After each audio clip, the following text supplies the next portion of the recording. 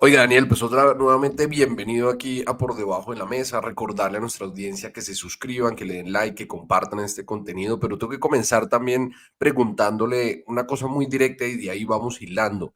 El libertarismo, así ese que usted defiende, el que estamos viendo en Argentina con Milei, ¿es posible en Colombia? Yo sé que es una pregunta amplia y la vamos a ir desmenuzando, pero ¿es posible en Colombia? Usted que ha sido un gran defensor de esta causa, ¿cómo nos ve? Si es posible de la noche a la mañana, si va a tomar un plazo de mucho tiempo. Colombia puede llegar a ser más libertaria, de pronto no totalmente libertaria, necesita ser más libertaria. ¿Cuál es su opinión sobre eso? Sí, es una buena pregunta. A ver, empecemos por la parte política, que es factible que en Colombia llegue un Milei, tal vez no en este momento, porque, pues, entre otras cosas, las cosas van bastante mal en Colombia. Podemos hablar más adelante de la crisis fiscal, el estancamiento económico, más de una década perdida en términos de crecimiento, si usted mira el PIB per cápita. Entonces las cosas van mal.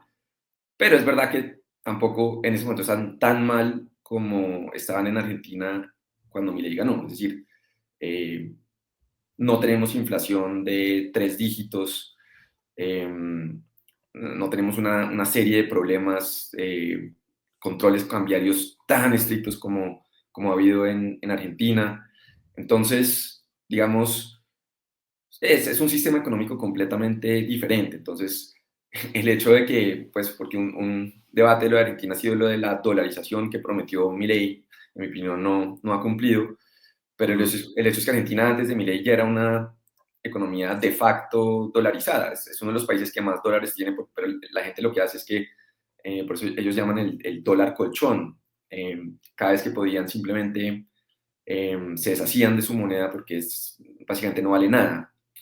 Entonces, en Colombia, pues hemos tenido una depreciación tremenda. Entonces, si usted mira 1990, 91, el dólar estaba alrededor de 600 pesos, ahora está en 4.000. Entonces, esa es una depreciación tremenda, pero es gradual, ¿no? Ese tipo de depreciación o devaluación se da en Argentina en cuestión de días o meses, igual que en Venezuela. Entonces, yo sí creo que estamos bastante mal, pero no estamos tan mal. Entonces, tal vez no hay un sentido de urgencia de que, como digo, que el Estado realmente es el enemigo de la economía, que los impuestos son un robo, aunque estamos llegando a ese nivel de conciencia.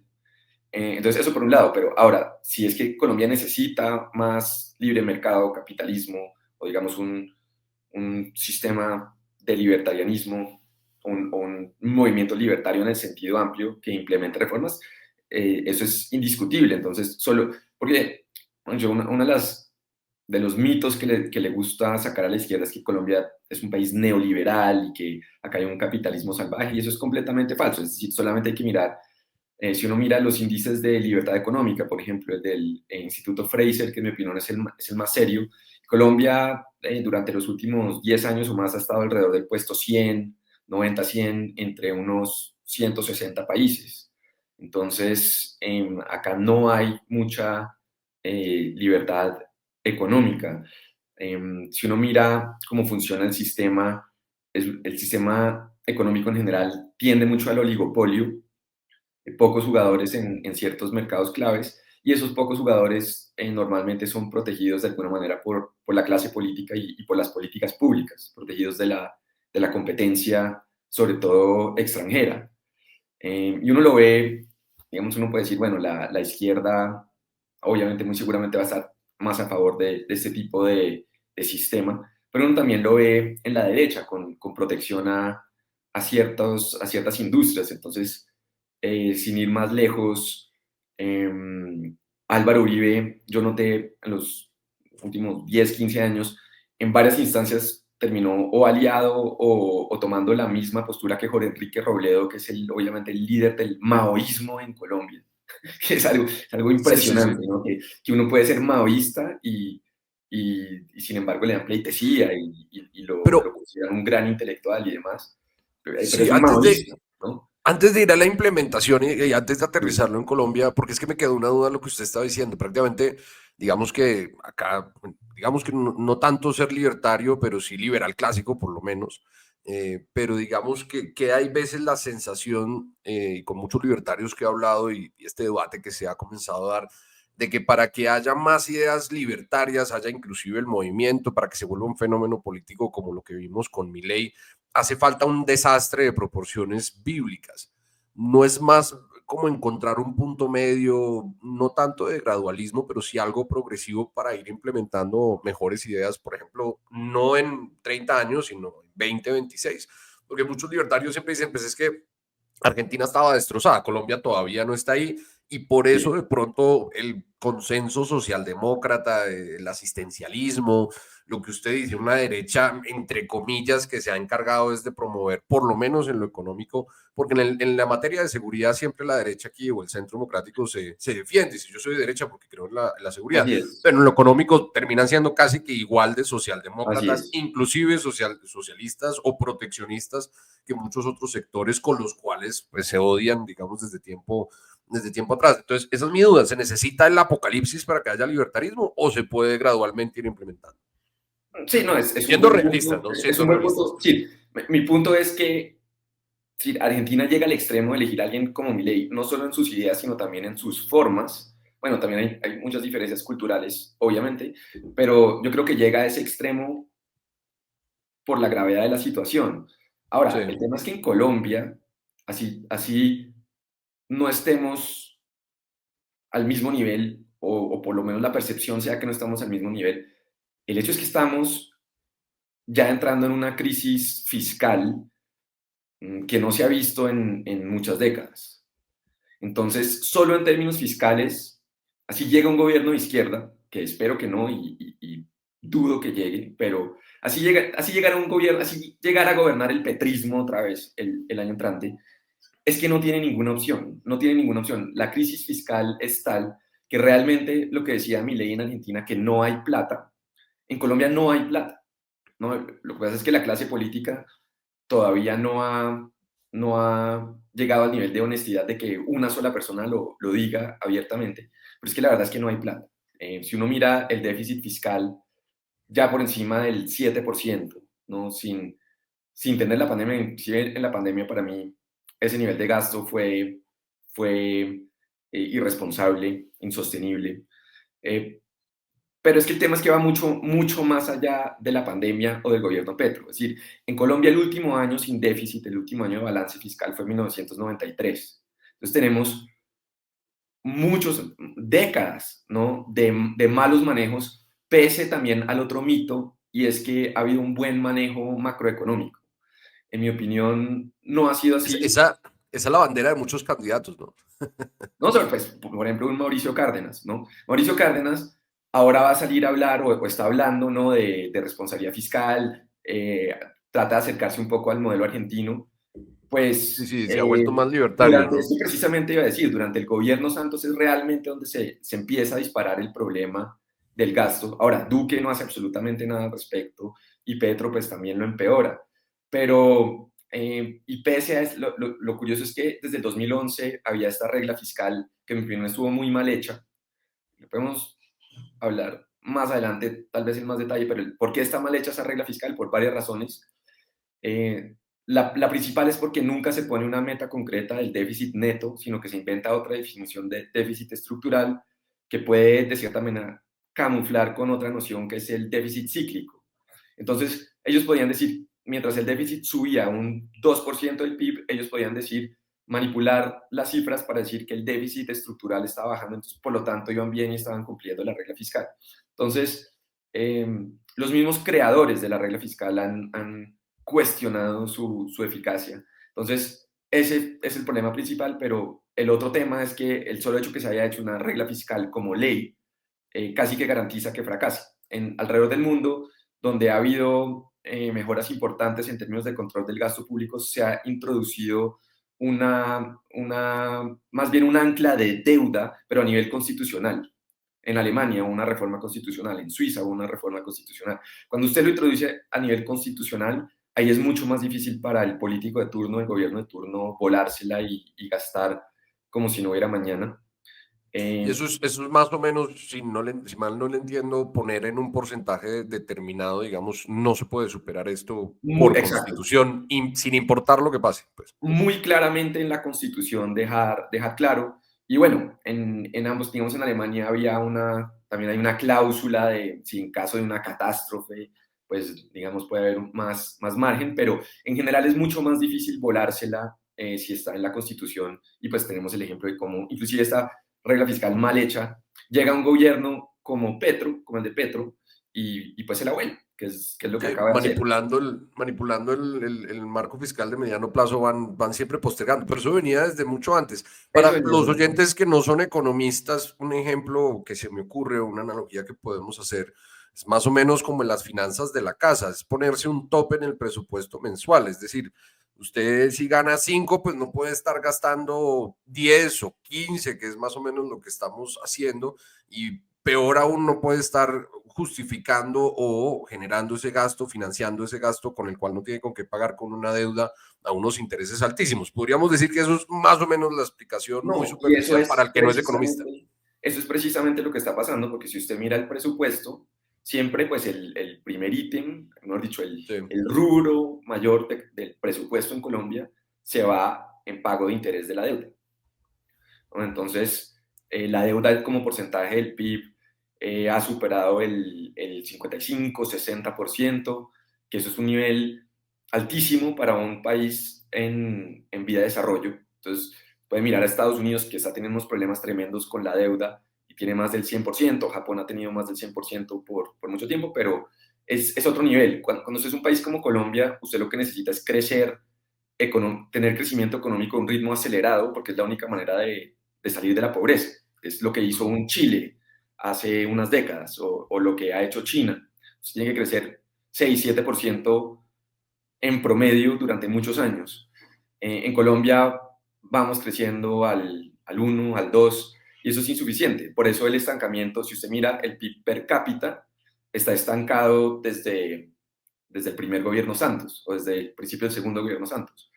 Entonces, un país como Colombia no se puede dar el lujo de no crecer durante 10 años. Es una década perdida. Y entre más deuda hay, más difícil es el crecimiento económico, porque lo que ha pasado en Colombia es que el gasto público empieza a desplazar la inversión privada, ¿no? Entonces, más y más de la plata se va al sector público, y de hecho lo único que está jalonando la economía en Colombia es el gasto público. Si no fuera por el gasto público elevado, básicamente habría cero crecimiento pero negativo. ahí es donde se vuelve un ciclo vicioso, ¿no? Porque entonces entran subsidios, por ejemplo, entra nomás el gasto público en contratación de OPS, en inversión, pues más o menos no en inversión, sino que en gasto de operación de muchas de las entidades. O sea, se termina volviendo algo pues superficial, porque vamos ahogando cada vez más al sector productivo, al sector privado, que es el que más, digamos, nos genera riqueza nueva y vamos desalimentando un estado monstruoso que artificialmente más o menos mantiene un pedazo de la economía. Pero entonces ya dijimos que está este ciclo vicioso, estamos sobreendeudados, los mismos que nos han traído hasta acá, porque Petro es un desastre, pero también seamos sinceros, digamos que el manejo económico que nos ha traído aquí, pues también tiene una responsabilidad, no solamente porque hayan sido más irresponsables o menos irresponsables que Gustavo Petro, sino que igual también el gasto era exorbitantemente alto e ineficiente y no lograron sacar la productividad adelante. Y ese derecha, centro democrático, cambio radical, todos los partidos del establecimiento, igual que como la izquierda, apoyadísimos en los subsidios, que ese es un tema que quiero tocar con usted.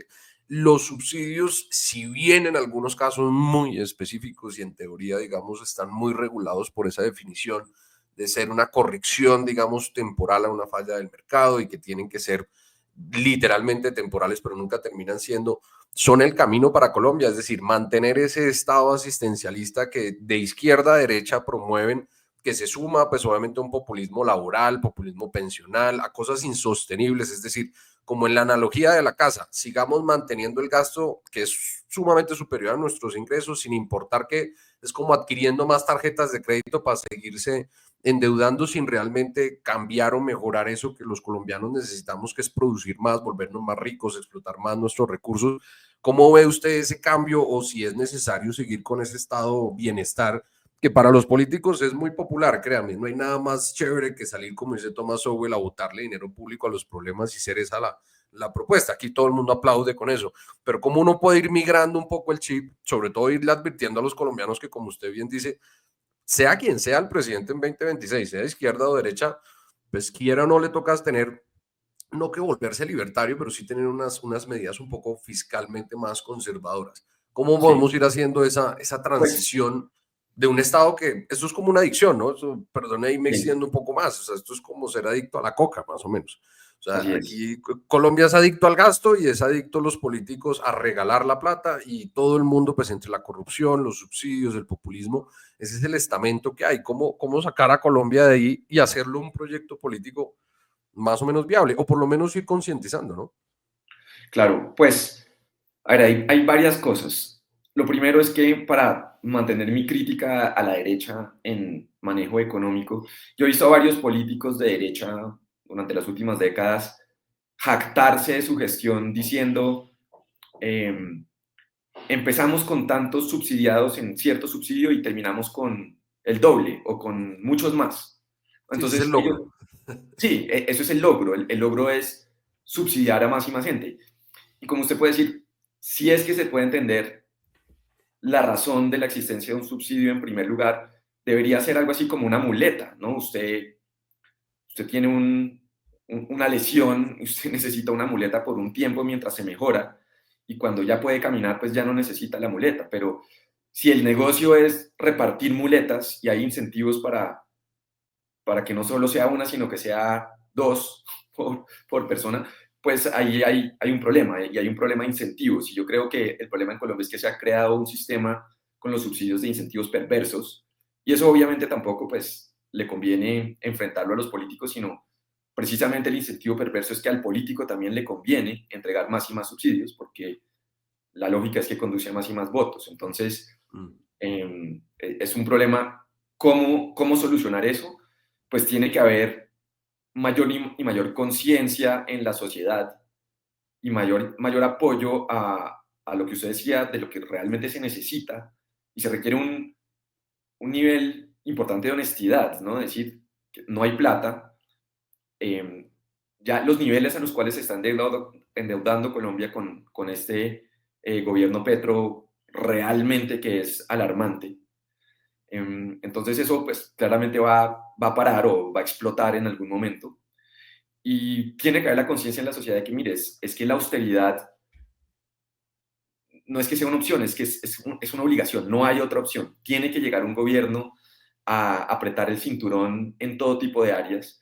Y es que no son solamente los subsidios, los subsidios son parte del problema. Si usted mira, yo hace poco hice un ejercicio de mirar qué realmente es el Estado colombiano, porque si usted mira los organigramas que normalmente le muestran que acá hay una rama ejecutiva, acá hay una rama legislativa, judicial y demás, pero eso no es el Estado. Uno tiene que meterse a mirar realmente cuáles son las entidades en cada una de las ramas y obviamente la ejecutiva. Usted tiene la rama ejecutiva y tiene, según función pública, unas 220 o más entidades que usted se pone a leer la lista y seguramente eh, uno no va a conocer el 80%. Entonces ha habido una proliferación de entidades que nadie sabe qué hacen, que muchas veces duplican sus funciones, y eso en el largo plazo lo que crea es este estado gigantesco que usted menciona y que es insostenible y que cada vez requiere más y más impuestos, porque lo otro que no hemos mencionado, que es otra cosa que se viene con este gobierno Petro, es que cada año y medio prácticamente hay una reforma tributaria. Y una reforma tributaria significa, es un eufemismo, lo que realmente significa es subir los impuestos y subir los impuestos a los que ya pagan.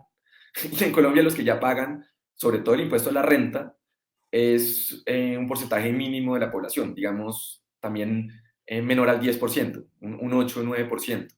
Entonces, si usted siempre le está subiendo los impuestos a ese 8% que paga renta y a las 3.000 empresas, que también son los grandes contribuyentes, que contribuyen la mayor parte del recaudo, pues llega un punto donde pasa lo que está pasando ahora y es que el recaudo empieza a disminuir, ¿no? Entonces, el gasto sigue subiendo. En Colombia el problema nunca ha sido el recaudo. Eso es otro mito que hay tanto en la academia como en la política.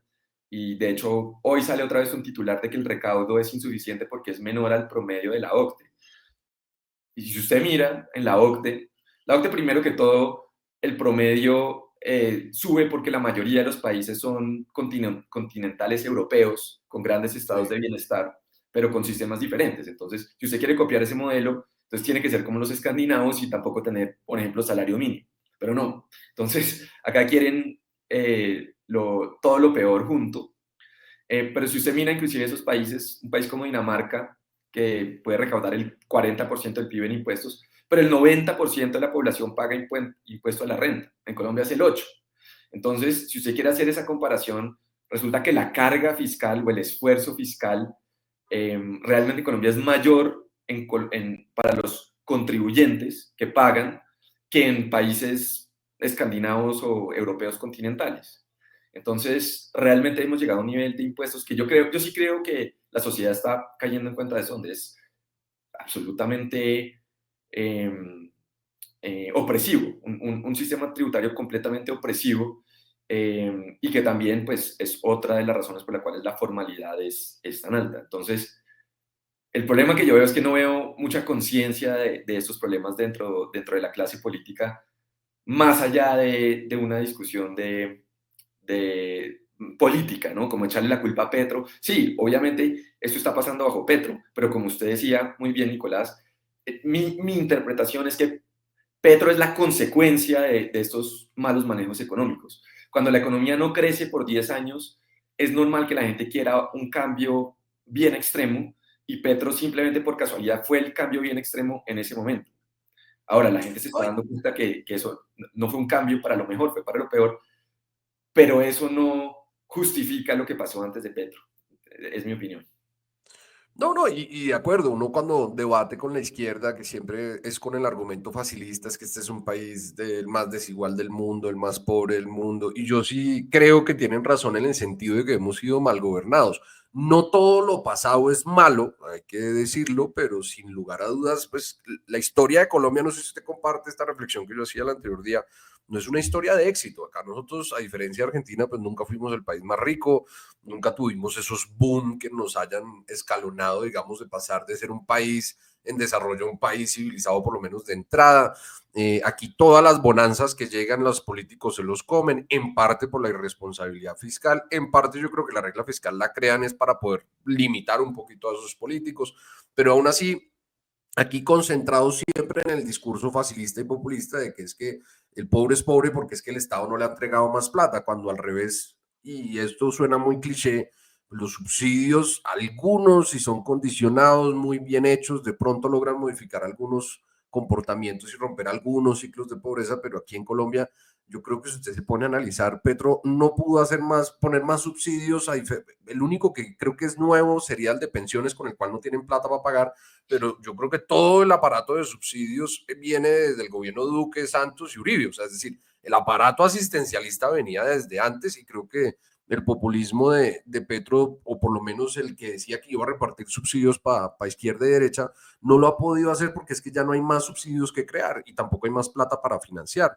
Y el peor momento de esos subsidios es cuando llegue alguien responsable, como usted dice, que diga, no hay plata, hay que levantar todo eso, viene la catástrofe social.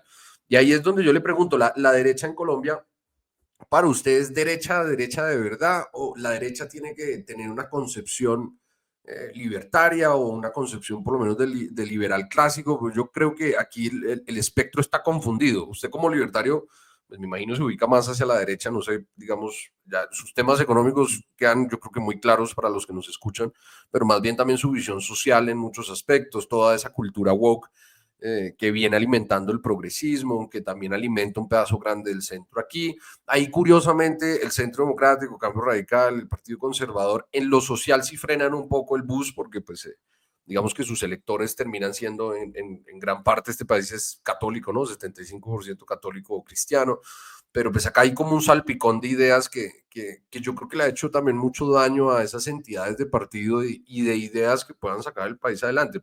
Por eso le pregunto, ¿hay derecha en Colombia para usted? Pues yo diría que, a ver, no olvidemos que el Partido Conservador originalmente entró a la coalición de Petro. Entonces, Ah, bueno, sí. a mí, la verdad, Siempre coherente, siempre de gobierno. así es, así es. Entonces, tiene razón lo que usted dice, que de pronto a nivel cultural puede que no se identifiquen mucho con, digamos, con esta locura progresista extrema de los últimos años. Pero digamos que la derecha en Colombia, realmente lo que ha representado la derecha los últimos 10 años ha sido el uribismo centro democrático. Y si usted mira algunos de los documentos de fundación del partido, y Uribe mismo, pues supongo que lo escribió, pero ahí dice que hay una crítica al neoliberalismo y ellos dicen que ellos representan otra cosa más, olvido el término exacto, pero digamos algo más corporativista. Entonces eso está ahí en los documentos. Entonces, claro, a ver, ¿cuál es el tema? Yo creo que en el mundo anglosajón, empezando tal vez en los 80 o tal vez desde antes en los 70, hubo una especie de fusionismo, de fusión entre el liberalismo clásico, llamémoslo libertarianismo, y un movimiento conservador que eventualmente lideraron Ronald Reagan en Estados Unidos, Margaret Thatcher en Gran Bretaña. Y eso funcionó muy bien, realmente, en términos de pues, lo que era Gran Bretaña en el 79, que era prácticamente un estado socialista, donde los sindicatos mandaban y la basura no se recogía y los cadáveres no se enterraban. Y luego, pues, lo que fue el mandato de Thatcher realmente le dio la vuelta de una manera muy importante. Estados Unidos pasó algo similar, guardadas proporciones. En Colombia no estoy seguro que haya pasado eso nunca. Entonces, acá se da el cambio a la constitución del 91, pero yo creo que es más bajo impulsos globales de la caída de la Unión Soviética y demás, pero no porque haya habido, digamos, un movimiento ideológico fuerte internamente, y de hecho, pues esa constitución se da con los guerrilleros del M-19 y se crea, acá hay un fusionismo muy diferente, acá hay un fusionismo donde termina así, Álvaro Gómez, que representaba ideas bastante sólidas en mi opinión, pero pues esa constitución del 91, por cada defensa que tiene la libre empresa, tiene otra cosa que es francamente socialista. Entonces, ese es el fusionismo que ha habido en Colombia y Uno eso podría decir que explica es una constitución muy socialista, de las más muy, socialistas de Latinoamérica. así es. Álvaro, inclusive estando Álvaro Gómez ahí, yo creo que él más que cualquier otra cosa frenó e impulsó muchas ideas, que es esa mezcla rara que tenemos acá, ¿no? Y teoría capitalista, pero la realidad muy socialista, regulaciones, impuestos, El extremado, solo el Estado extremado social de garantista. derecho, la función social de la propiedad, mejor dicho, hay todo tipo de cosas, ¿no? Sí. Entonces, yo creo que eso en últimas también explica en dónde estamos hoy. Ahora, eso significa que hay que ir a una constituyente y cambiar la constitución. Pues yo diría que es bastante peligroso, sobre todo con Petro en el poder, Mm. aunque le podría salir el tiro por la culata y podría pasar lo de Chile, ¿no? Donde intentan imponer una constitución de extrema izquierda y la gente la rechaza y terminan con algo opuesto. Entonces, claro, eso que sucedió en el mundo anglosajón, que se dio también de cierta manera en Chile, bajo otras circunstancias diferentes, pero lo curioso de Chile es que tanto que critican la constitución de Pinochet, pero realmente mucha gente en Chile llama la constitución actual la constitución de Lagos, porque los gobiernos de centro izquierda, de cuando llega la democracia, hacen ciertas reformas, pero mantienen lo básico que es este pilar de mercado, de libre mercado, y eso solo empieza a cambiar hasta cuando llega Bachelet al poder. Entonces, y eso explica también el éxito enorme de Chile económicamente, ¿no? Que Chile era un desastre. Entonces, todo depende digamos, de las reglas de juego y también yo creo que el rol ideológico y creo que en ese sentido en Colombia pues nunca se ha dado y por eso ese problema que estamos discutiendo de la derecha haciendo de cierta manera igual de intervencionista o hasta igual de socialista que la izquierda en muchos campos. Sí, porque mi otra pregunta es, porque yo siento que el paradigma también está cambiando, ya no está un tema tanto de izquierda o derecha, porque a mí sinceramente no me gusta el tema de derecha e izquierda porque termina siendo un término lleno de contradicciones. Usted entonces podríamos decir, como veníamos hablando, que la derecha tiene que ser un poco más tildada hacia un liberalismo clásico, muy resguardada en lo social, pero cuando usted ve, por ejemplo, en España, Vox, ¿no? Que es como lo más de derecha, termina siendo una derecha muy social, muy hacia la clase media, muy hacia los sindicatos, que eso me parece muy bien, pero termina también teniendo unas contradicciones, por ejemplo, en proteccionismo, en restringir Sí, un poco el libre mercado. Usted cuando se voltea a lo de Trump, que pues el país más capitalista, en la estrella del norte, pues igual Trump tiene muchísimas contradicciones internas. Entonces el juego de las tarifas, eso pues también limita, proteccionismo, o sea, también hay como, la derecha permite ser populista y llenarse de contradicciones, lo cual pasa igual en la izquierda, ¿no? Que cuando usted habla con una persona convencida, comunista o socialista, le enerva el término de izquierda porque entonces tiene usted esas mezcolanzas como usted encuentra en Colombia, en donde sí, chévere el capitalismo, pero venga, lo regulamos fuertemente porque no hay nada mejor que lo reemplace.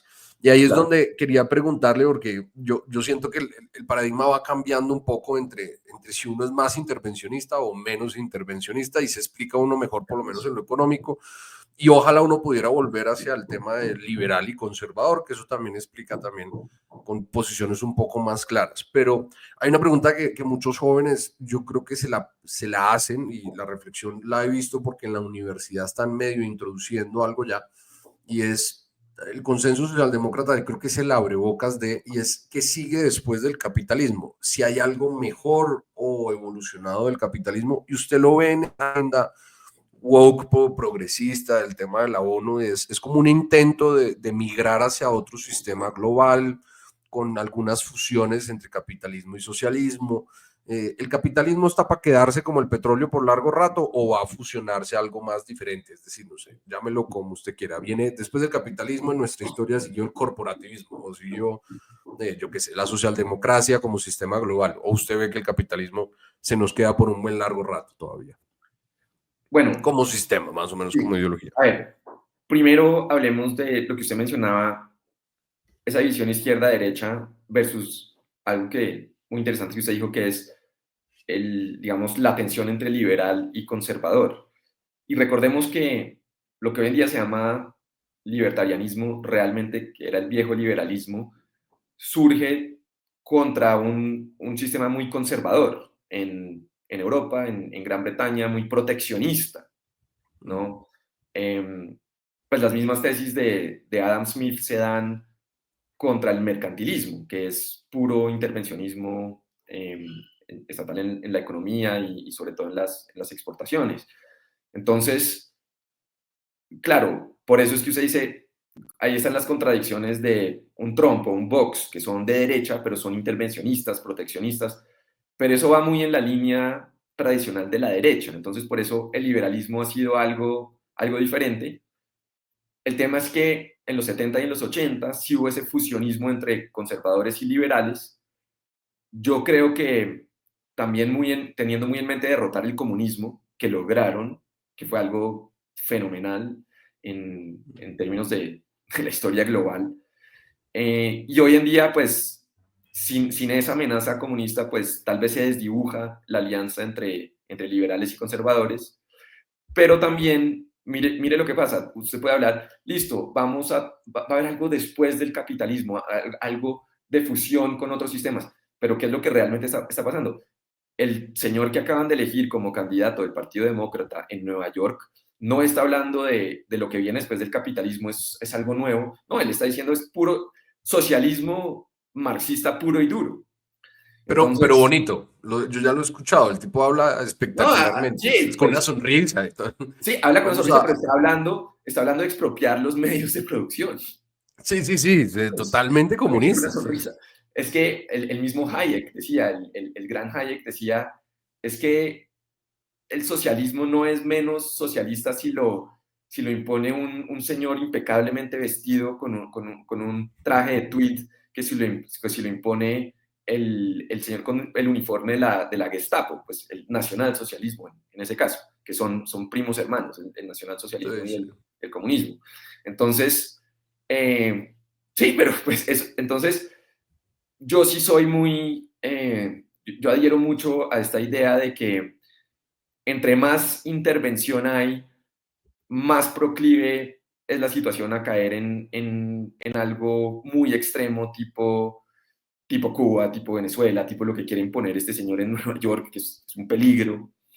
Y el Estado hay que frenarlo, hay que mantenerlo, mientras exista, hay que tenerlo en niveles mínimos de poder, que, pues, que pueda cumplir unas funciones, Estado de Derecho, igualdad ante la ley, pero más allá de eso, del Estado gendarme, digamos, es muy peligroso.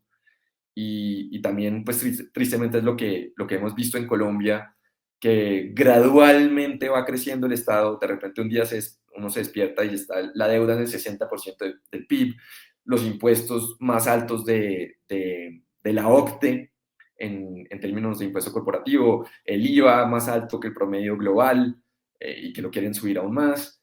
Entonces, y llega un punto donde ya es una opresión tributaria completamente asfixiante, que es donde hemos llegado a nivel económico, pero también el Estado puede oprimir obviamente de otras maneras.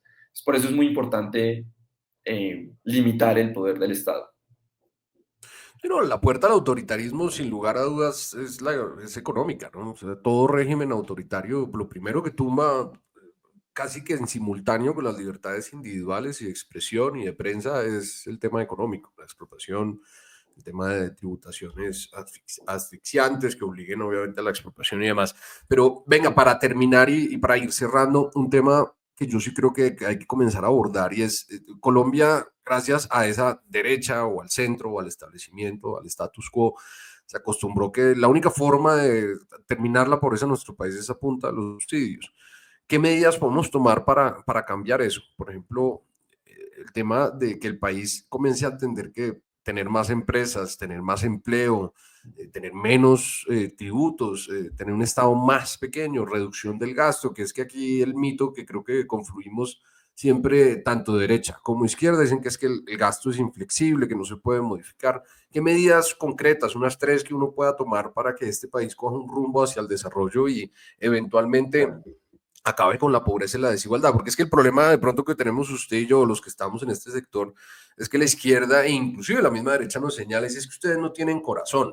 Ustedes no tienen corazón ni sentido social, a ustedes no les interesa acabar la desigualdad, sino aumentarla, no les interesa ayudar a los pobres, sino es que crezca la pobreza y mantenerlo allá, cuando es todo lo contrario. Lo que uno quisiera es que todo el mundo fuera más rico y que ojalá esa plata no se la toque nadie, ni le diga a nadie qué hacer con ella y que el Estado no se la quite con unos tributos que terminan en los bolsillos de los políticos, como hemos visto.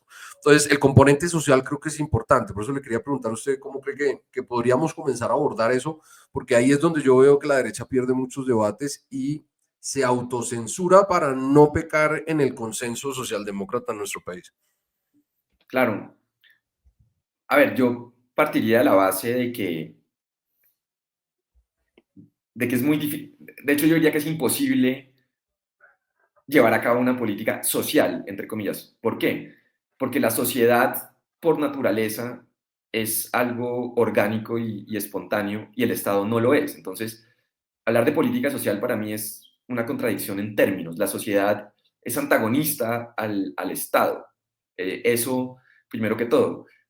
En cuanto a aliviar la pobreza, la mejor manera o la única manera, de hecho, de reducir la pobreza, de que haya menos gente pobre, que la gente tenga más plata, es con crecimiento económico. Si la economía no crece, la gente no va a poder salir de la pobreza. Entonces, si usted condena a 40 o 50 millones de personas a una década sin crecimiento económico, está condenando a mucha gente a la pobreza, y a mantener ese ciclo de la pobreza. Entonces, el problema es que yo sí creo que ahora el principal problema de la economía colombiana es el exceso de gasto público. Si usted no controla el gasto, si usted no controla el problema de la deuda, eh, esto no se va a mejorar y usted no va a tener crecimiento económico. Entonces, lo primero sí es controlar el gasto.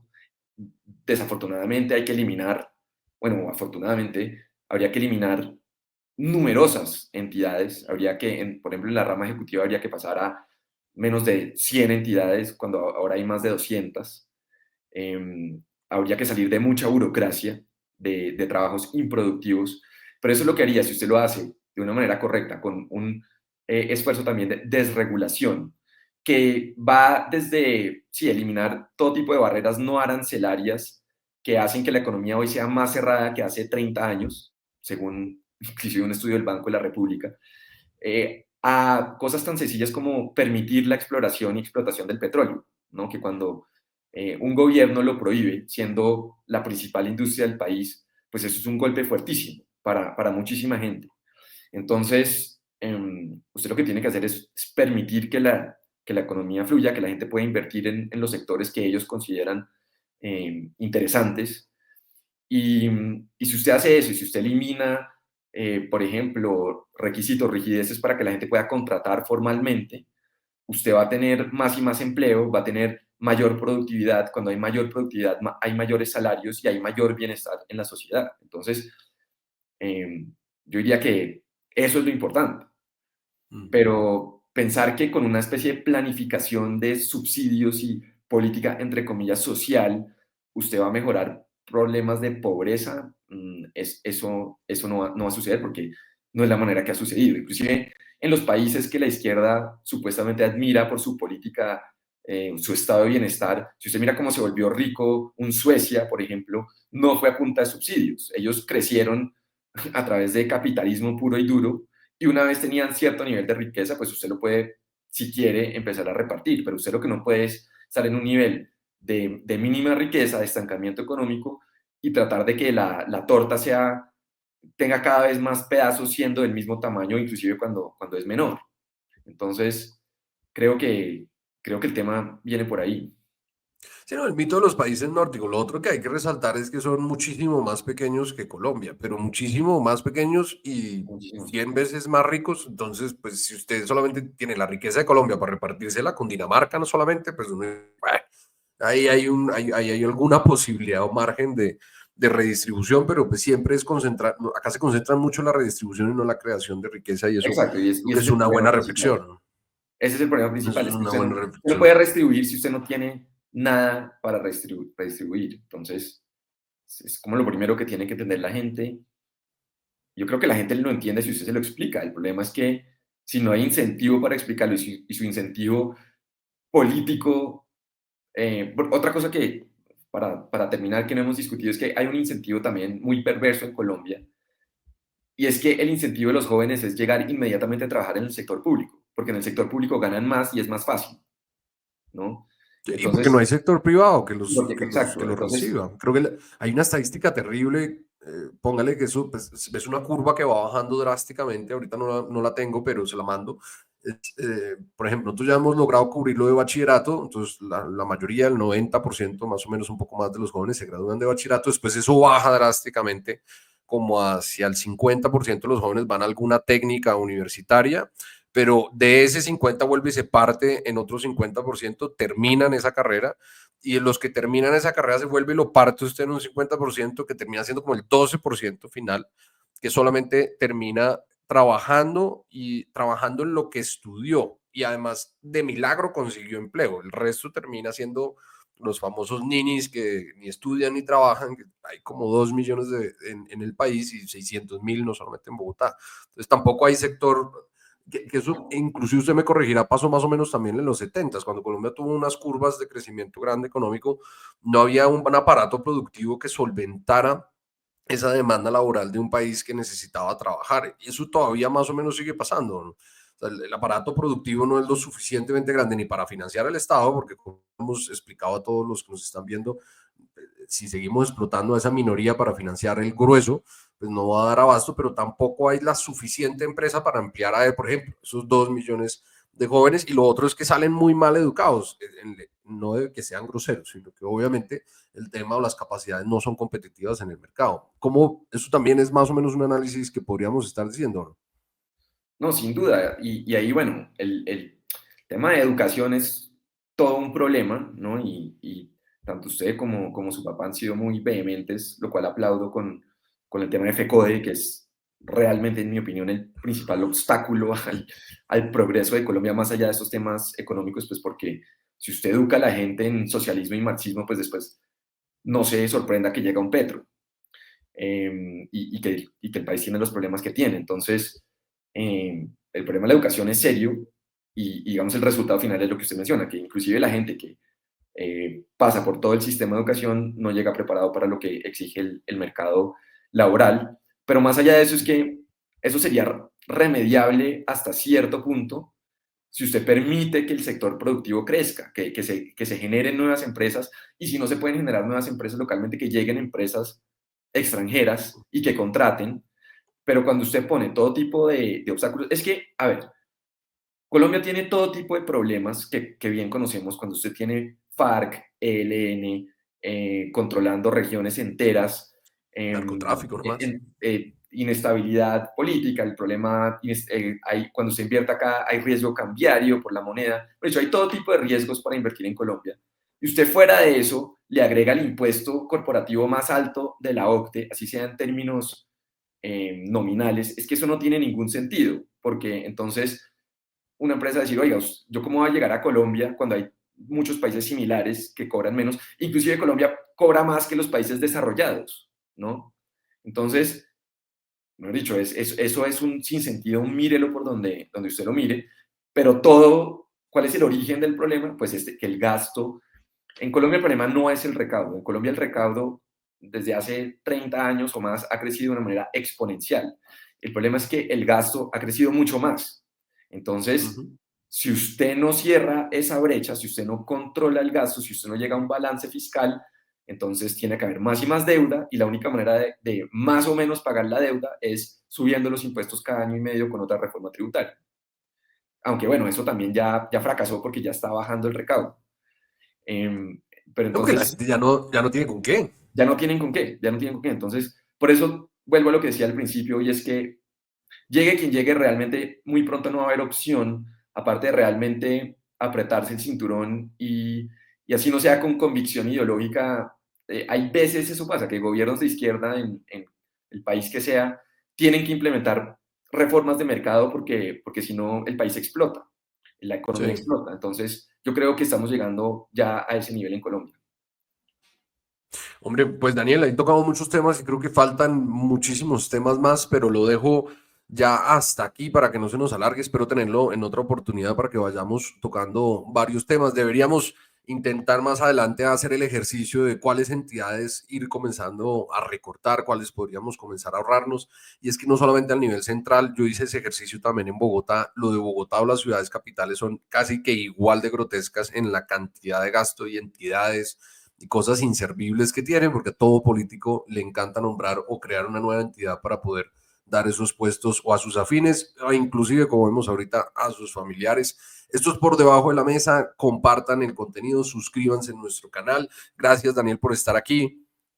Mil gracias, Nicolás. Y sí, para la próxima ahí le tengo una larga lista de entidades candidatas para recortar o eliminar. Y eso sí que es un tema incómodo y controversial, no para tanto para la gente, sino para los políticos. Eso gana uno enemigos a medida que va diciendo que hay que recortar las entidades. Muchos de ellos las crearon y por eso se vuelve un problema. Daniel, un saludo, muchísimas gracias. Compartan este contenido. Nos vemos en la próxima ocasión.